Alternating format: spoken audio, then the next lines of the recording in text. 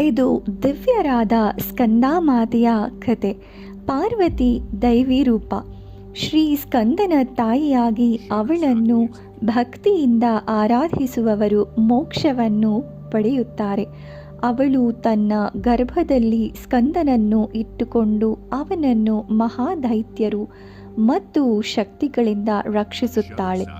ಸ್ಕಂದಾಮಾತೆಯು ಪ್ರೀತಿ, ಕರುಣೆ ಮತ್ತು ಧೈರ್ಯದ ರೂಪ. ಸ್ಕಂದಮಾತೆಯನ್ನು ಪೂಜಿಸುವ ಭಕ್ತರು ಆಕೆಯ ಕೃಪೆ ಪಾತ್ರರಾಗುತ್ತಾರೆ. ಅವಳು ದೇವತೆಗಳ ಹಲ್ಲೆಯಿಂದ ರಕ್ಷಿಸುವ ಶಕ್ತಿಯುತ ರಕ್ಷಕಿಯೂ ಆಗಿದ್ದಾರೆ. ಅವರು ಕಮಲದ ಮೇಲೆ ಕುಳಿತಿದ್ದು ಶುದ್ಧತೆಯ ಮತ್ತು ಜ್ಞಾನೋದಯದ ಸಂಕೇತವಾಗಿದೆ. ಆಕೆಯ ಆಶೀರ್ವಾದದಿಂದ ಭಕ್ತರು ಆಧ್ಯಾತ್ಮಿಕ ಜ್ಞಾನವನ್ನು ಪಡೆಯುತ್ತಾರೆ.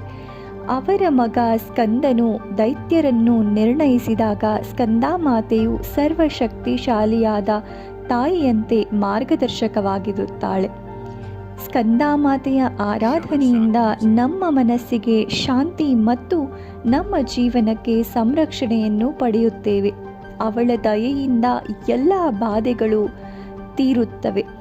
ಸ್ಕಂದಮಾತೆಯ ಆರಾಧನೆಯು ನಮ್ಮಲ್ಲಿ ಭಕ್ತಿ, ಧೈರ್ಯ ಮತ್ತು ಶುದ್ಧತೆಯನ್ನು ತಂದರೆ ಆಕೆಯ ಅನುಗ್ರಹದಿಂದ ನಮ್ಮ ಜೀವನವು ಆಧ್ಯಾತ್ಮಿಕವಾಗಿ ಬೆಳೆಯುತ್ತದೆ.